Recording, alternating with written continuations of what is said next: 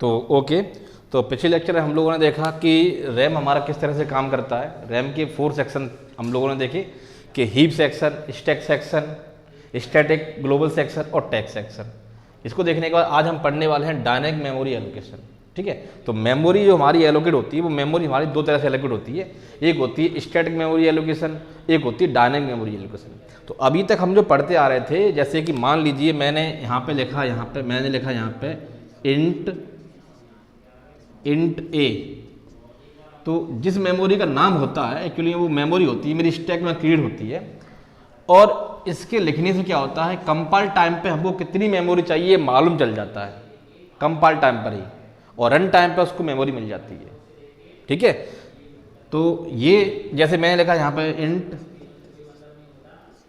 Star ptr, ये एक pointer है, तो इसको कंपाइल टाइम पे ही मेमोरी मिल जाती है। एक्चुअली में कंपाइल टाइम पे कोई मेमोरी मिलती नहीं है, कंपाइल टाइम पे कितनी मेमोरी मिलने वाली है ये हमको मालूम चल जाता है। जैसे कि ये पॉइंटर है, तो पॉइंटर का साइज डिपेंड करता है कंपाइलर पर। अब अगर 60 बिट कंपाइलर है तो पॉइंटर का जो साइज होगा वो होगा 2 बाइट, और अगर 32 बिट कंपाइलर हम लोग यूज़ कर रहे हैं तो हमारे पॉइंटर का साइज होगा 4 बाइट। तो पीटीआर या पॉइंटर का साइज डिपेंड करता है कंपाइलर पर कि हम कौन सा कंपाइलर यूज़ कर रहे हैं, 60 बिट यूज़ कर रहे हैं या 32 बिट यूज़ कर रहे हैं, तो इस पर डिपेंड करता है हमारे पॉइंटर का साइज। ठीक है, तो स्टैटिक मेमोरी एलोकेशन जो भी अभी तक हम लोग मेमोरी एलोकेट कर रहे थे, जैसे मैंने लिख दिया यहाँ फ्लोट ए, फ्लोट बी, तो ऐसा लिखने से हमको क्या मालूम चल जाएगा कि बी का साइज कितना है कंपाइल टाइम पे, बी का साइज कितना है और बी के अंदर किस तरह की वैल्यू आने वाली है, ये हमको कंपाइल टाइम पे मालूम चल जाएगा। ठीक है, और जिस मेमोरी का नाम होता है, जैसे कि देखिए मैं अब ये बना दिया इन फ्लोट बी, तो बी मेमोरी का नाम है, मैं डायरेक्टली मेमोरी के नाम से भी इसको एक्सेस कर सकता हूँ और एड्रेस से भी एक्सेस कर सकता हूँ। जैसे मैंने लिखा बी, तो क्या बन गया, बी बन गया। सपोज इसका एड्रेस मेरा 1000 है और इसके अंदर मान लीजिए अगर मैंने लिखा 2.5 तो आ गया 2.5। अगर मैं बी प्रिंट करता हूं तो क्या प्रिंट करेगा 2.5000। अगर मैं एड्रेस ऑफ बी प्रिंट करता हूं तो क्या प्रिंट करेगा 1000 बी का एड्रेस। तो मैं दो तरह से एक्सेस कर सकता हूं उसको, मतलब नाम से भी एक्सेस कर सकता हूं और एड्रेस से भी एक्सेस कर सकता हूं। अगर मैं लिखता हूं स्टार एड्रेस ऑफ बी तो प्रिंट कर देगा 2.5। मतलब अभी तक मैंने जो पॉइंटर बनाया था तो मैं क्या कर रहा था भाई, मैंने पॉइंटर बनाया तो मैं पॉइंटर में कर रहा था किसी वेरिएबल का मैंने एड्रेस लिया और उस एड्रेस को पॉइंटर में डाल दिया और पॉइंटर से वैल्यू को प्रिंट करा दिया। लेकिन एग्जैक्टली पॉइंटर का काम तो ये नहीं है ना, जिस मेमोरी का अगर नाम है उस मेमोरी को डायरेक्टली मैं उसके नाम से एक्सेस कर सकता हूँ, तो पॉइंटर बनाने की तो कोई जरूरत है ही नहीं। अभी तक मैंने आप लोगों को जो पॉइंटर सिखाया वहाँ पॉइंटर की कोई नीड थी नहीं। जैसे मान लीजिए मैंने एंटी टाइप का पीटीआर बनाया है और यहाँ एंटी टाइप का वेरिएबल है, इसके अंदर मान लीजिए 10 है, तो जरूरी थो ना पीटीआर यूज करूँ। अगर मैं प्रिंट करता हूँ ए तो क्या प्रिंट करेगा 10, अगर मैं प्रिंट करता हूँ एड्रेस ऑफ ए तो इसका एड्रेस प्रिंट कर देगा। मान लीजिए अगर ए मेरा ये इसके अंदर 10 है और ये 2000 पे है तो एड्रेस ऑफ ए प्रिंट कर देगा 2000। और अगर मैं इसको पीटीआर के अंदर डाल दूं एड्रेस ऑफ ए, तो अगर मैं पीटीआर प्रिंट करता हूं तो क्या प्रिंट कर देगा, एक एड्रेस 2000, और स्टार पीटीआर प्रिंट करूंगा तो उस पर रखी हुई वैल्यू प्रिंट कर देगा 10। लेकिन आप समझो कि ये जो क्रिएट हो रहा है ये वाला ए, वो भी मेरा स्टैक में क्रिएट हो रहा है और जो पॉइंटर बना रहा है वो भी मेरा स्टैक में क्रिएट हो रहा है। तो मैं जरूरत क्या थी दोनों को बनाने की, अगर जिस मेमोरी का मेरे पास डायरेक्टली नाम है तो मैं उसको नाम से एक्सेस कर रहा हूं ना, तो यहां पॉइंटर की कोई नीड नहीं थी। अब क्वेश्चन आता है सर पॉइंटर की नीड कहां है, डायनेमिक मेमोरी एलोकेशन में।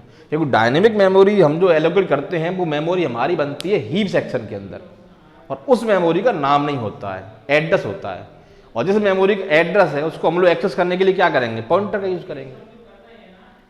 तो डायनेमिक मेमोरी एलोकेट जब भी हम करते हैं तो सी की बात कर रहा हूं, सी डायनेमिक मेमोरी एलोकेट करने के लिए सी के अंदर मेरे पास 3 फंक्शन है, मैलॉक, कैलॉक, रीलॉक। इन 3 बिल्ट इन मेथड है मेरे पास, 3 बिल्ट इन मेथड है, मैलॉक, कैलॉक, रीलॉक। इनकी हेल्प से मैं डायनेमिक मेमोरी एलोकेट कर सकता हूं और ये है फ्री फंक्शन, इससे मेमोरी को मैं फ्री कर सकता हूं। देखिए अब ये जो मेमोरी आप बना रहे हो, ये बना रहे हो मेमोरी इंट ए, ये मान लीजिए अगर मेरा यहाँ से मैन स्टार्ट हुआ, यहाँ खत्म हुआ, तो जैसे ही ये ब्लॉक खत्म होता है मेमोरी अपने आप रिलीज हो जाती है ब्लॉक खत्म होने के तुरंत बाद। लेकिन हीप सेक्शन के अंदर ऐसा नहीं होगा। अगर मेमोरी एलोकेट प्रोग्रामर कर रहा है तो मेमोरी को डीएलोकेट करने की रेस्पॉन्सिबिलिटी प्रोग्रामर की ही है, वहां पे ऐसा नहीं होगा। तो आज हम पढ़ने वाले हैं डायनेमिक मेमोरी एलोकेशन, ठीक है। तो एक छोटे छोटे प्रोग्राम देखते हैं कि किस तरह से काम करते हैं। सबसे पहले हम लोग देखते हैं मेलॉक, कि मेलॉक फंक्शन से मेमोरी को कैसे एलोकेट करते हैं। उसके बाद हम देखेंगे कैलॉक मेथड, उसके बाद देखेंगे रियलॉक मेथड। तो सबका एक एक मेथड देखते हैं, उससे समझ में आएगा हमको। छोटे छोटे चीज देखते हैं और उसे समझने की कोशिश करते हैं, ठीक है। तो सबसे पहले हम लोग पढ़ने वाले हैं malloc method.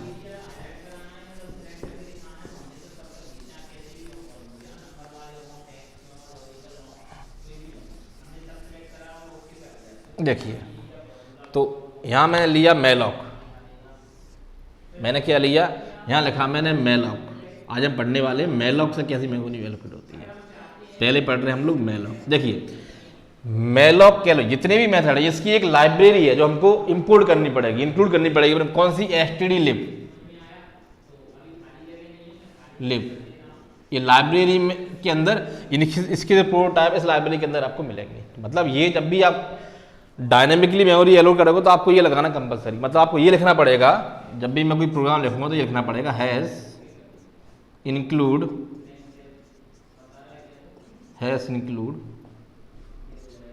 stdlib.h,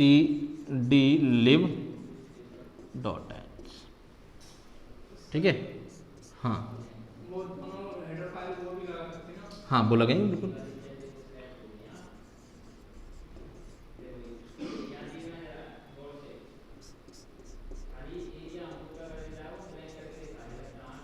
hash include stdio.h, 3 minute पर लगा लीजिए। अब देखिए जरा, अब मैंने लिखा यहाँ पे वॉइड मैन, सिंपल लिखा मैंने वॉइड मैन। इसका सिंटैक्स देखते हैं क्या होगा, इसका सिंटैक्स देख लेते हैं। इसका सिंटैक्स का मेलॉक का,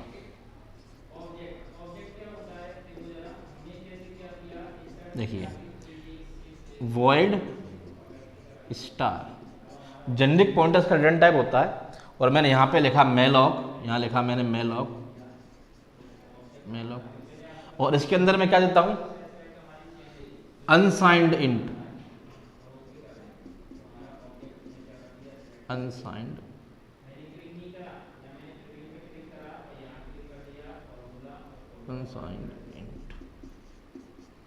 टाइप की मैं देता हूँ। ये क्या है, इसका सिंटैक्स है, ठीक है। जरा देखते हैं कैसे काम करता है जी। सबसे पहले देखो जरा, यहाँ मैंने सिंपली क्या लिखा, मैंने लिखा यहाँ पे सिंपली इंट स्टार ptr। ये मैंने एक पॉइंटर क्रिएट कर लिया, एक पॉइंटर बना लिया। भाई मेमोरी का नाम है ptr, तो स्वाभाविक बात है कहाँ मरेगा मेरा, स्टैक सेक्शन में। अब अगर मैं लिखता हूँ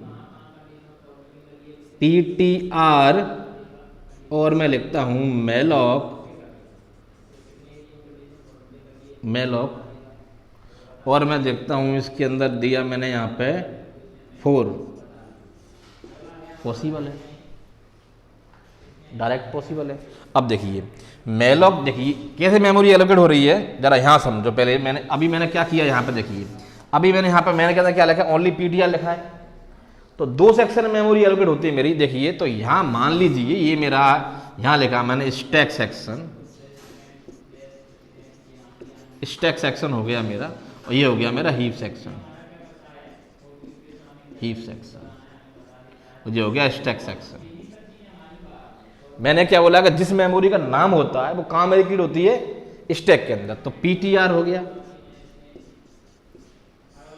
ये मेरा ptr हो गया, ठीक है।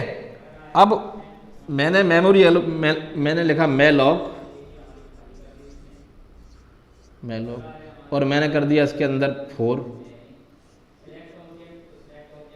तो इसको लिखने से क्या हो गया, अनसाइंड इंटीजर की मेमोरी होती है, मतलब पॉजिटिव मेमोरी क्रिएट होगी। यहाँ पे आप नेगेटिव नंबर नहीं दे सकते उसके अंदर, ठीक है, तो मैंने लिखा 4, तो 4 बाइट का एक ब्लॉक बन गया, ये बन गया 4 बाइट का ब्लॉक। मान लीजिए इसका एड्रेस 5000 है। अब देखिए ये कहाँ बना, हीप सेक्शन में, जो भी मैं जिस मेमोरी का नाम बताया वो कहाँ बनती है, स्टैक सेक्शन। अब क्या आप इसको एक्सेस कर पाते हो बिना पॉइंटर के? नहीं कर सकते, क्योंकि इसका नाम तो है ही नहीं, मुझे पॉइंटर मिली। ठीक है, अब ये मेमोरी को मैंने इसमें कॉपी करूंगा, मैंने मान लीजिए इसको मैं इसमें कॉपी कर दिया मैंने इसमें, तो कॉपी ये किस टाइप की मेमोरी रिटर्न कर रहा है, जेनेरिक पॉइंटर कर रहा है। देखिए यहां पे आप जो दे रहे हो वो साइज दे रहे हो, मतलब इतनी बाइट की मेमोरी एलोकेट कर दो, तो भाई 4 बाइट की मेमोरी एलोकेट कर दी। लेकिन अगर आप साइज दे रहे हो तो आपको किस तरह की वैल्यू इसके अंदर डालनी है ये आप जानते हो। जिसने साइज दिया वो इसके अंदर किस तरह की वैल्यू डालेगा इसको पता है। तो मैंने साइज दिया 4, अब मैं इसमें इंटीजर टाइप की वैल्यू डालूंगा, तो इसका टाइप मुझे पता है इंटीजर टाइप का, तो मैं टाइप कास्ट करना पड़ेगा मुझे। अगर मैं टाइप कास्ट नहीं करता हूं सी के अंदर तो सस्पिशियस पॉइंटर नाम की वार्निंग आएगी, एरर नहीं आएगी, वार्निंग आएगी। मैं चाहता हूं मेरे प्रोग्राम में कोई वार्निंग ना आए, तो मैंने यहां पे क्या कर दिया, टाइप कास्ट कर दूंगा। भाई ये मुझे मालूम है, मैंने यहां पे क्या लिखा 4, तो साइज में दे रहा हूं। अब किस तरह की वैल्यू मैं साइज में डालूंगा ये मुझे पता है, मैं डालूंगा किस तरह की डालूंगा, मान लीजिए मैं एंटी टाइप की वैल्यू डालूंगा। तो मैंने कर दिया जिस तरह की मैंने यहां पॉइंटर लिया टाइप कास्ट कर दिया, तो मैंने क्या कर दिया, इंट स्टार कर दिया, और मैंने क्या लिख दिया यहां पे पीटीआर, मतलब ये 5000 आ गया यहां पे। अब मुझे इसके अंदर वैल्यू डालना है, तो डायरेक्टली वैल्यू नहीं डालूंगा, मैं पॉइंटर से इसको एक्सेस करूंगा। तो अगर मैंने यहां पे किया स्टार पीटीआर और लिख दिया 100, तो 5008 डी रेफरेंस ऑपरेटर इसके अंदर जो एड्रेस है उस पर वैल्यू को असाइन हो जाएगी इसके अंदर वैल्यू। तो यहां पे क्या आएगा,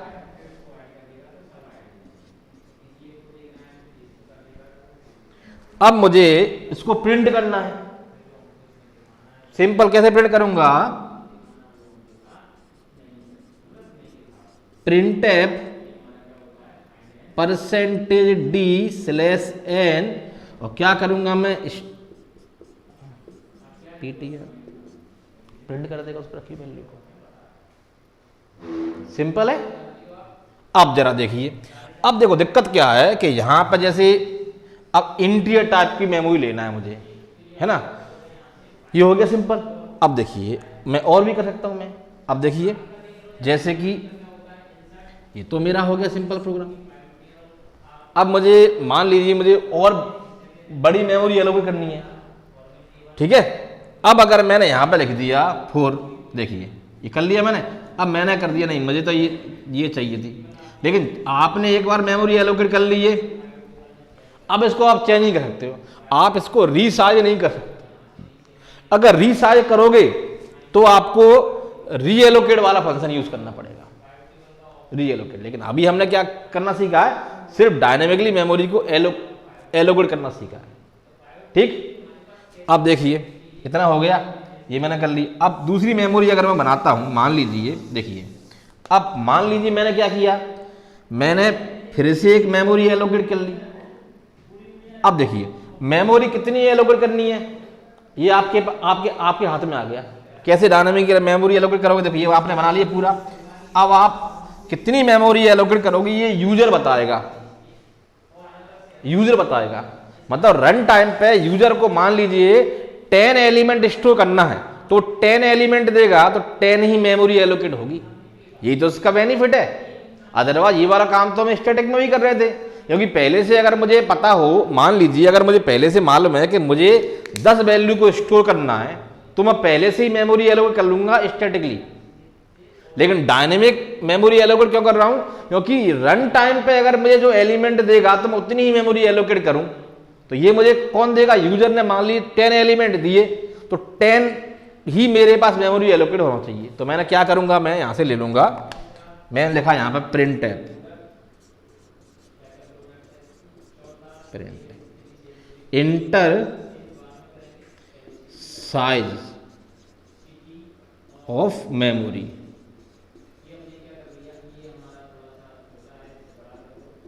ये कौन देगा? यूजर देगा। जैसे ही ये मैसेज उसको मिलेगा, उसने इनपुट दे दिया, तो इनपुट को मैं किस में ले रहा हूं? मैंने यहां पे एक वेरिएबल और ले लिया एन नाम का, मैंने लिखा यहाँ पे scanf %d address of n, ये आ गया इसके पास। ठीक है, अब मैंने क्या किया, मैंने लिखा यहां पे मेलॉक साइज ऑफ इंट और एन कर दिया, एन कर दिया। अब मैं किस तरह की मेमोरी ले रहा हूं? इंट की टाइप की, तो मैंने टाइप कास्ट कर दिया इसको इंटीरियर पॉइंटर में, और किसके अंदर ले लिया मैंने इसको? पीटीआर के अंदर। अब जरा देखिए यहां पे क्या होगा, देखिए यहां पे इंट के कितने ब्लॉक बनेंगे, जितना वो देगा नंबर मुझे। मान लीजिए मेरा प्रोग्राम कैसे चल रहा है, देखो मेरा प्रोग्राम इस तरह से चल रहा है। देखिए ये यूजर की विंडो है, ये यूजर की विंडो है। आपने मैसेज क्या दिया? Inter size of memory.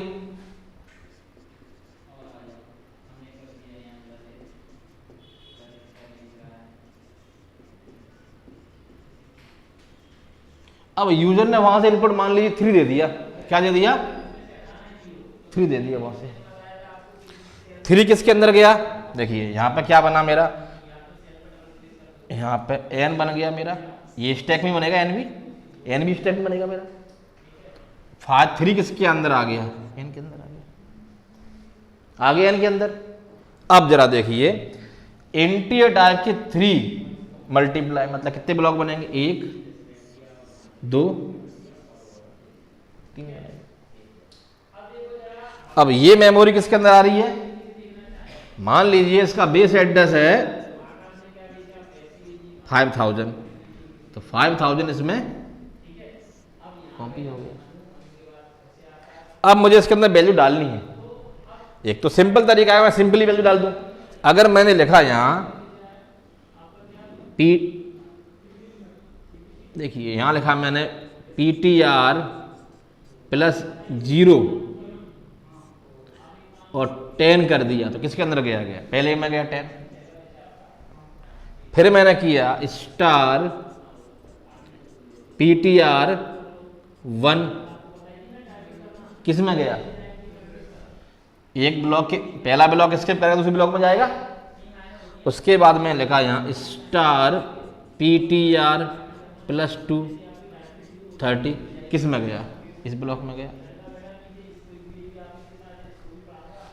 अगर मैं चाहूं तो ये वैल्यू यूजर देगा तो मुझे क्या कोड करना पड़ेगा? अगर ये वैल्यू यूजर देगा तो मुझे क्या करना पड़ेगा? देखिए जरा, ये तो मैंने डायरेक्ट वैल्यू दे दी। अब चाहे तो यूजर वैल्यू देगा इसमें, तो कैसे देगा? देखिए क्या कोड करना पड़ेगा मुझे। मैंने यहां से मैसेज दिया, तो ये मैसेज यूजर ने पढ़ा, मैसेज को पढ़ने का यूजर ने कुछ इनपुट दिया, उस इनपुट को मैंने स्कैन एफ से इसके अंदर डाला, वेरिएबल के अंदर। मैंने क्या बोला? जिस वेरिएबल का नाम होता है वो कहां जाएगा? मेरा स्टैक के अंदर। अब मुझे इसके अंदर डालनी है वैल्यू, इसके अंदर वैल्यू डालनी है, ये वैल्यू डालनी है मुझे इसके अंदर। तो मैं किससे डालूंगा? ये पॉइंटर से डाल सकता हूं ना। तो अगर मुझे यहां पर वैल्यू डालना है तो मैंने देखिए, तो मैं क्या कोड करूंगा? देखिए यहां तक तो मैंने लिख लिया ये। अब यहां की बात देखना, मैंने लगा यहां फॉर लूप लगा दिया मैंने, फॉर I 0 <3 I प्लस। यहां मैं एक और डिफाइन कर लूंगा I। अब देखिए मैंने क्या लगाया यहां पे? स्कैन एफ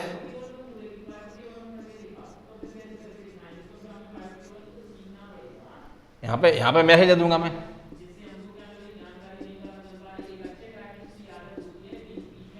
इंटर 3 एलिमेंट, लिखना पड़ेगा मैसेज फॉर एरे। तो ये का मैसेज कहाँ जाएगा, स्क्रीन के ऊपर जाएगा। तो क्या लिखा आएगा, इंटर 3 एलिमेंट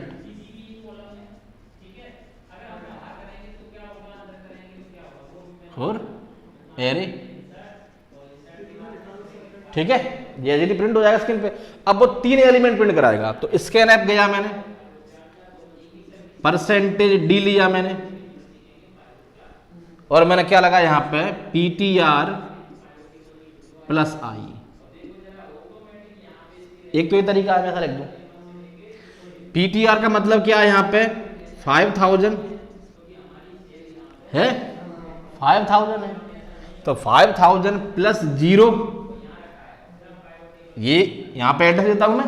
तो 5000 है प्लस 0, पहला एलिमेंट जाएगा। मान लीजिए पहले इसने 10 दिया, तो कहां जाएगा, 5000 वाले ब्लॉक में जाएगा।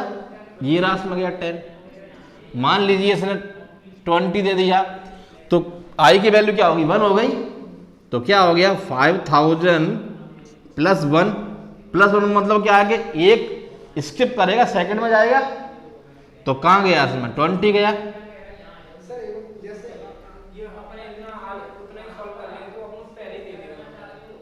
ये पहला मैसेज आया, 3 दिया, दूसरा मैसेज दिया उसने। अब उसने वैल्यू इंटर करना शुरू की, तो मैंने फॉर लूप लगा दिया वैल्यू को इंटर करने के लिए। अब आया 5000 प्लस 2, देखिए 2 से छोटा है, 2 से चलेगा।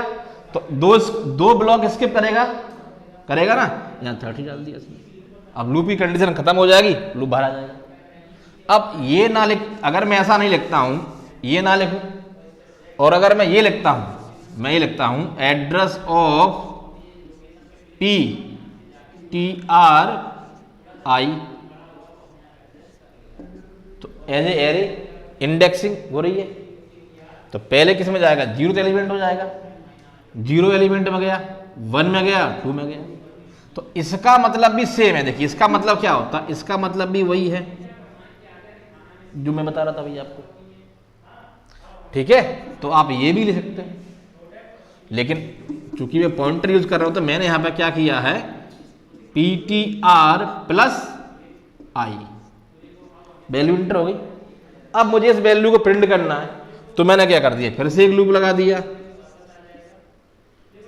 आई 0, आई लेस देन 3 और आई प्लस प्लस। क्या प्रिंट, कैसे प्रिंट करूंगा, print F percentage D selection कर दिया, हर एलिमेंट नहीं जान पाएगा। तो मैंने कर दिया यहां स्टार PTR प्लस आई। अब देखिए इसका क्या है, एड्रेस 5000 प्लस 0 पर रखी हुई वैल्यू को प्रिंट करेगा। तो 5000 पर रखी हुई वैल्यू कौन सी है, 10। तो यहां क्या प्रिंट करेगा इसने, यहां ले लिया एलिमेंट, 10 प्रिंट करेगा। लाइन चेंज हो गई, आई की वैल्यू क्या होगी, 1 हो गई। तो यहां क्या हो गया, 5000 प्लस 1, एक ब्लॉक स्किप करेगा, उसकी वैल्यू प्रिंट कर देगा। तो इसका मतलब क्या है, प्लस 1 मतलब क्या हो गया, 5000 प्लस 2। अगर मैंने इसको एक ब्लॉक का साइड 2 कंसीडर किया है, तो क्या प्रिंट कर देगा, यहाँ पे 20 और लास्ट में 30। सिंपल प्रिंट कर देगा। अब देखिए यहाँ पर मेरा मेलॉक फंक्शन है, तो मेलॉक फंक्शन जो है वो मेरा 1 आर्गुमेंट लेता है, एक आर्गुमेंट लेता है। ठीक है, और मेलॉक फंक्शन क्या करता है कि हमारा जो भी मेमोरी एलोकेट होती है, इसकी वैल्यू को इनिशियलाइज नहीं करता है। अगर मैं यहाँ पे कैलॉग फंक्शन यूज करता, तो वहां पे मुझे 2 आर्गुमेंट पास करना। सेम मेथड को मैं अब कैलॉग से कर रहा हूं। ये मेलॉक हो गया मेरा पूरा। ठीक है, अब हम इसी काम को कैलॉग से करते हैं। ठीक है, तो क्या चेंज करना है, देखिए ये सब कुछ सेम रहेगा। मैंने यहां पे क्या किया, यहां मेलॉक की जगह क्या कर दिया, यहां पे कैलॉग कर दिया। क्या कर दिया, मेलॉक की जगह कैलॉग कर दिया। कैलॉग हो गया। अब देखिए मैंने क्या बोला, केलॉग क्या 2 आर्ग्यूमेंट लेता है। क्या लेता है? एक तो लेता है साइज लेगा। देखिए अब इसके अंदर क्या होता है, एक तो लेगा नंबर ऑफ एलिमेंट। क्या लेगा? Number of element. और दूसरा क्या लेता है कि ईच एलिमेंट का साइज कितना है। तो नंबर ऑफ एलिमेंट n है और ईच एलिमेंट का साइज क्या है, तो मैं कैसे दूंगा? ऐसे दूंगा, साइज ऑफ इंट। मतलब नंबर ऑफ एलिमेंट मेरे n है और ईच ब्लॉक का साइज, इंट का साइज अगर मैं 2 बाइट मानता हूं तो 2 बाइट हो गया। अब मान लीजिए फिर से ही प्रोग्राम चलाओ, यहां पे इसने क्या दे दिया? 5 दे दिया, 5 दे दिया मुझे। तो n में क्या आ गया? यहां पे 5 आ गया, ठीक है। और यहां पे क्या हो गया? 5 ब्लॉक बनेंगे। देखिए 1 ब्लॉक, 2 3, 1 2 3 4 5 बन गए। मतलब केलॉग से जो मेमोरी मिलती है एरे की फॉर्म में मिलती है मुझे। अब जरा देखिए, मान लीजिए पहले का एड्रेस 5000 है, चलिए मैं चेंज कर देता हूँ, 1000 मान लेता हूँ इसको। 1000 है तो यहां भी क्या हो गया? 1000 मिल गया ना।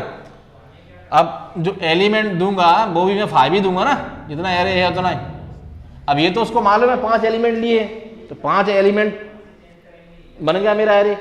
अब इसका साइज क्या होगा? अगर मैंने इसका साइज, इसका होगा 2 4 6 8, क्योंकि मैंने क्या माना यहाँ पे, इंट का साइज माना है मैंने 2 बाइट, मैंने कंसीडर किया है इंट का साइज। इंट का साइज 2 बाइट भी होता है और 4 बाइट भी होता है, डिपेंड अपॉन द कंपाइलर। मैंने यहाँ पे क्या कंसीडर किया? इंट का साइज 2 बाइट कंसीडर किया। ठीक जी, हो गया। यहां तक समझ में आया? सिंपल है केलॉग से। अब जरा देखिए, देखिए यहां पर 2 आर्गुमेंट लिए। ये क्या है मेरा? Number of element.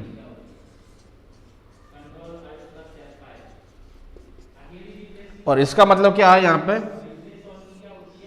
Size of each element, size of each element है। सिंपल, ठीक। अब जरा देखिए 5 एलिमेंट इसने दे दिए। मान लीजिए 5 एलिमेंट इसने क्या दिए? 1 दिया पहले, तो लूप चलेगा यहां पर 5 चलेगा, 0 to 4 चलेगा। 1 दिया इसने तो आई की वैल्यू क्या होगी? 0 है पहले के लिए, कंडीशन ट्रू यहां पे आया, आई की वैल्यू 0, तो क्या हो गया? 1000 प्लस 0, मतलब कौन सा एलिमेंट है? 1000 0, यही पहला ब्लॉक है। पहली वैल्यू कहां इसके अंदर गई? आई प्लस प्लस, आई की वैल्यू 1 हो गई, कंडीशन ट्रू हो गई, अंदर आ गया ptr प्लस 1। तो ptr प्लस 1 क्या है? पहला ब्लॉक स्किप किया, सेकंड ब्लॉक में आ गया, जो नेक्स्ट वैल्यू इसने दी 2 और डाल दिया इसके अंदर। आई प्लस प्लस हो गया, 2 वैल्यू हो गई इसकी। अब कंडीशन चेक की, ptr प्लस 2, तो 2 ब्लॉक स्किप किए, फर्स्ट ब्लॉक स्किप किया, सेकंड ब्लॉक स्किप किया और थर्ड ब्लॉक में डाल दिया इसने 3।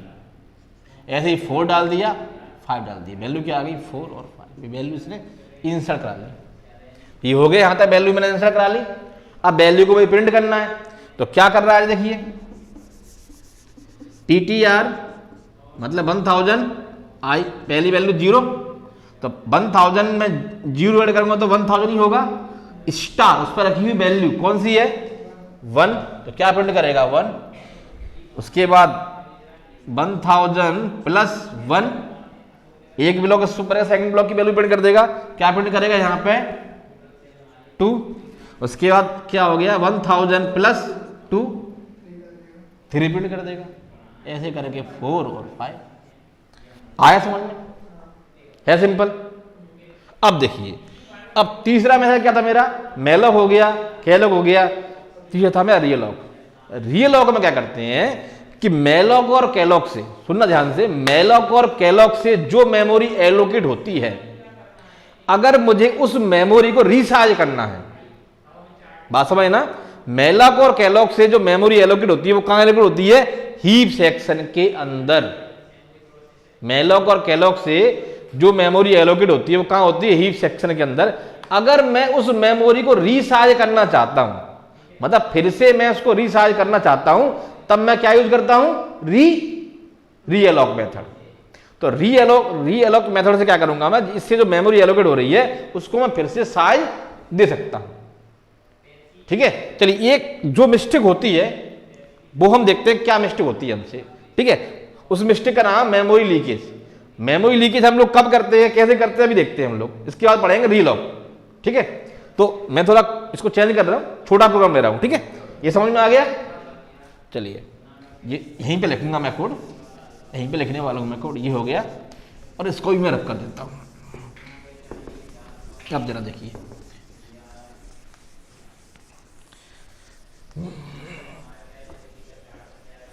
देखिए जब भी हम लोग, तो उसका नाम दे देता हूं मैं मेमोरी लीकेज। चलिए पूरा रब कर देता हूं मैं इसको। अब देखते हैं, मेलॉक हो गया, कैलॉक हो गया, दोनों मेथड हो गए। थोड़ा सा हम देखते हैं मेमोरी लीकेज किस तरह से हमारा मेमोरी लीकेज काम करता है। देखिए हम देखने वाले memory leakage.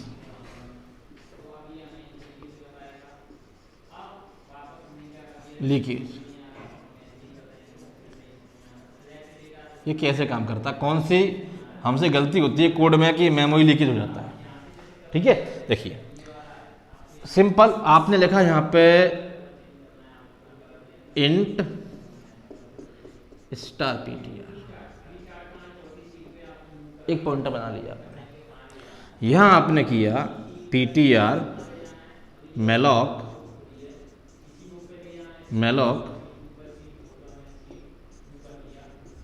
Size of int. ठीक है, ये करने से क्या होगा, यहां पर हुआ मेरा, देखिए ये हो गया मेरा स्टैक सेक्शन, ये हो गया मेरा हीप सेक्शन। स्टैक के अंदर क्या बन गया मेरा पीटीआर, और हीप के अंदर मेरा बन गया मेलॉक। 2 बाइट की मेमोरी बन गई मेरी, मान लीजिए 1000 पर। अब एक किसमें, यहाँ पे देखिए, यहाँ पे टाइप कास्ट देखिए, मैं टाइप कास्ट कर देता हूँ मैं, क्योंकि ये जेनरिक टाइप का होता है बाय डिफॉल्ट। ठीक है, और मैंने क्या इसमें कॉपी कर दिया जी पीटीआर के अंदर। अब ये किसमें कॉपी आ गया, अब मैंने क्या कर दिया, स्टार पीटीआर टैग, क्या हो गया। अब मैंने क्या किया, पीटीआर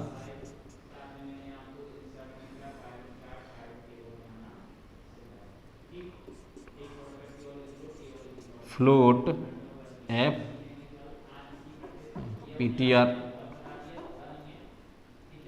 चलिए पीटीआर ही है, रहने दो। ठीक है, अब मैंने क्या किया, फिर से मैंने कर लिया इंट स्टार मेलॉक। मैं रीसाइज नहीं कर सकता हूं, लेकिन मैं फिर से एलोकेट कर सकता हूं मेमोरी को। मैंने क्या बोला, मेलॉक और कैलॉक से मेमोरी को मैं रीसाइज नहीं कर सकता हूं, लेकिन मैं फिर से मेमोरी एलोकेट कर सकता हूं।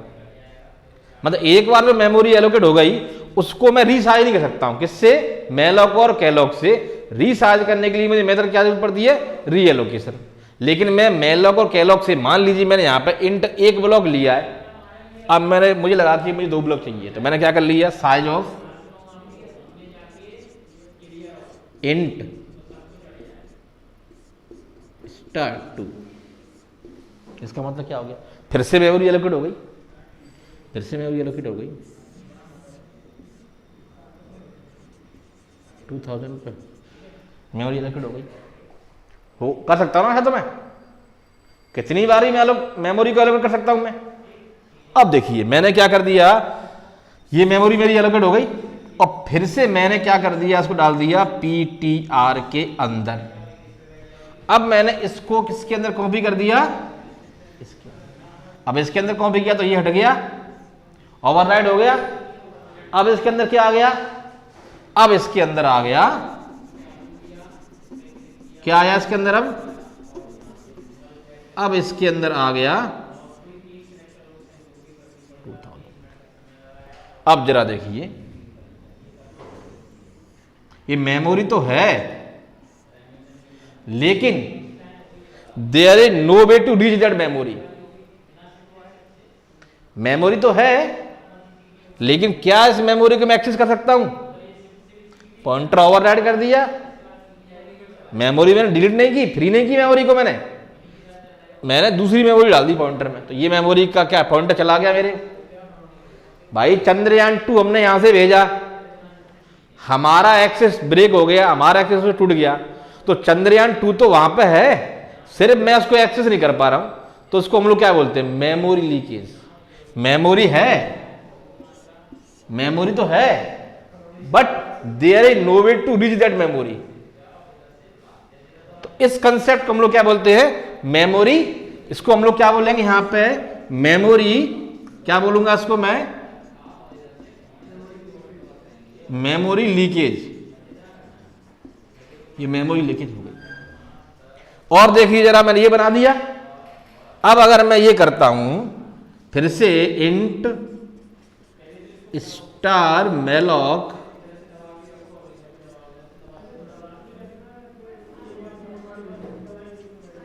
साइज ऑफ इंट और मल्टी मैंने कर दिया 5।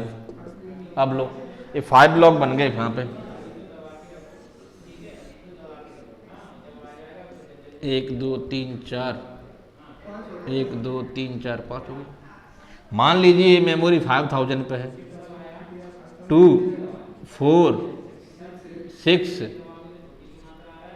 8, और फिर से मैंने क्या कर दिया? कॉपी इसको कर दिया पीटीआर के अंदर। अब फिर से क्या हुआ? ये ओवरराइड हो गया, यहां क्या हो गया? 5000 आ गया। अब ये जो मेमोरी मेरी क्या हो गई? मेमोरी तो है, but there is no way to reach that memory. तो ये भी क्या हो गया मेरा? Memory leakage.